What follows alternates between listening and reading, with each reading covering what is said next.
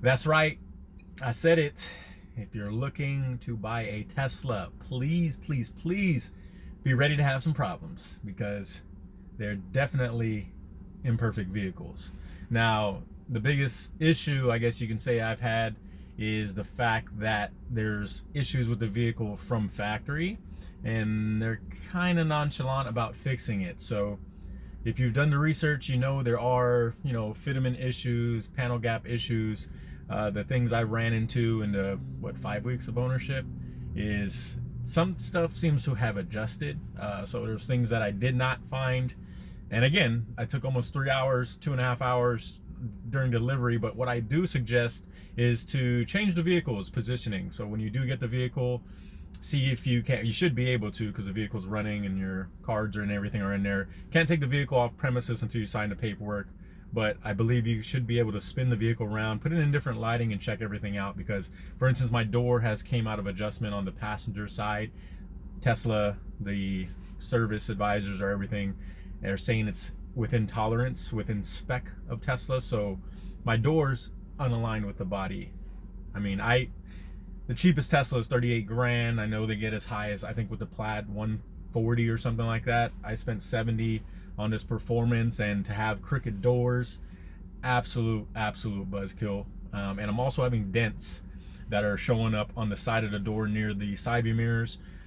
Maybe you guys are experiencing that, but it looks like, I thought it was from motion. It's not door dings or anything like that. I know it sounds stupid, I have dents in my door, but it's I talked to the advisor said he's seen it before.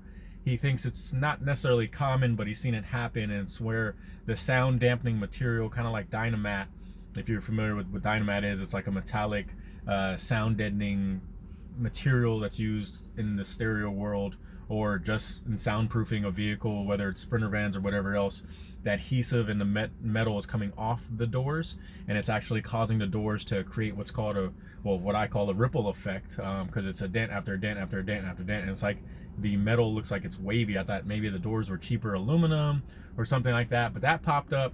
I saw it when I got home, and then it started creating more and more dents. Now get this, I've already turned my vehicle in. I bought it November 22nd. My VIN number's in the 50s. They're probably clearing the 70s. I'm at the Tesla Center right now. If I was to walk down the line, I'd probably see some new production, new delivery vehicles. They're probably in the 70s or 80s by now. And it's funny because I think they removed the 7-day return policy. If it's still in effect, I highly recommend you check everything out. And if they're not fixing it, because I noticed when I scheduled my first appointment, it was within 4 days of me purchasing, and I was like, awesome, this will get corrected. And then it got pushed, and then it got pushed, and then it got pushed. Almost 3 weeks. So they text you. It's very impersonal. If you're used to, having a problem with a car and then going into a service department and talking to a service advisor and showing them paperwork and, going back and forth, that doesn't happen with Tesla. They're going to text you.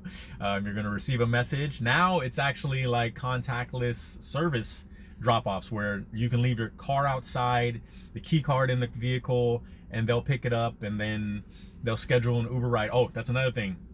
Well, right now they're not giving delivery vehicles or any loaner vehicles. They're giving you Uber vouchers, which is horrible because they should give you a vehicle, especially if it's something related to something from Tesla. They should honestly just replace your vehicle temporarily, give you a loaner vehicle, whether it's with Enterprise or with themselves. But they're not even doing that. They're just giving Tesla Uber vouchers right now. So I don't know, man. Getting a really sour feeling about this Tesla experience as of now. It's a fun vehicle, don't get me wrong. I have supercharged vehicles. I'm a prior mechanic, military and civilian. I've dealt with diesels, gas. I had an Evo. I was into that whole Fast and the Furious phase back in the day, and it's the power is pretty crazy. It's very unique. I haven't experienced the power in this vehicle that I have in other vehicles. I've had other people drive it and that have 600-700 horsepower, American muscle vehicles, and the torque and the horsepower, it's hands down, bar none. Great audio, great issues about the car, great things with the car, but you do have those underlying issues. If you can oversee those, then you might have a great experience. Like I said, long-term ownership, yes, I'll probably love this vehicle and I'll probably have a great time. As of right now, no, I'm definitely not having a good time. I'm having a bit of a few issues that I'm having and, you know, experiencing, and things that kind of have been an issue. So hopefully things will get addressed and looked at, because right now I'm having a bad experience. So I thought I'd share that with you. Just be ready to, you know, have some issues and fitment and alignment issues, and have to just deal with it. I mean, I may even do the dent fixing myself, because again, I've already turned my vehicle and they had it for 7 days, and that was for paint in the rear that looked like adhesive from factory was left on, and then they clear coated on top of it. They turned around and had to repaint the entire trunk, and they had it for 7 days. The dents and other issues I had, they did not fix. They, you know, on the invoice it says they fixed it, and that's another thing. Tesla doesn't really necessarily have all their, I would say, not, I don't want to misspeak. They're great company, technology, intelligent, all that stuff. But as far as, you know, body work, panel work, things, a lot of stuff is farmed out, sent to third parties. So mine went to a body shop that said they fixed it. Obviously they didn't fix it. I'm back here. As soon as I got the car back, because I picked it up at night, there was nobody to give it to me. It was out in the parking lot, key card in the car. I got a text message, hey, your vehicle is ready. After they had it for 7 days, pick it up anytime you'd like. The parking lot will be open if you're coming after hours. I went and picked it up. It was pitch black.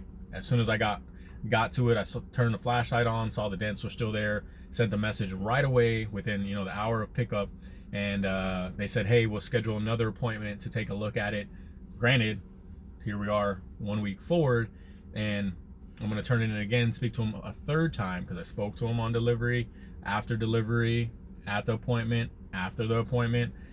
So here I am, week 5 of ownership. Going to be back, I guess, the third time for the same issue. So be ready to schedule a lot of service appointments. Be ready to have some few issues. And again, I'm not looking for a perfect car, don't get me wrong, but I think for $70,000 I should get a near perfect car, if not perfect. That's what I expected, you know, that's what I heard. But again, heard the horror stories, heard the issues, was hoping I didn't have any, I didn't have to delve down that alleyway of darkness and problems. But again, when I took delivery, I didn't see too many issues. I was very impressed overall, but the issues have arose. You know, everything from like the electric seat, the driver's seats do not work. So I'm pushing it right now. The seat's not moving. Now it moves. So there's about a 5-second delay in adjusting the seat, which is very annoying when you're driving a car down the street, when you're trying to adjust it. Now, if I go forward, goes forward, no problem. I'm gonna go ahead and push it back. Right now I'm holding back, nothing's happening. Now it's moving. That, I guess, is common. That's normal. You know, that was on the RO sheet, the repair order, that it was checked and no issues were found. Nothing was able to be reduplicated, which to me is weird, because I just do it right now and there's a 4 or 5 second delay, which I think shouldn't be normal, but I guess that's normality here. So little things popping up, just be aware of it, please.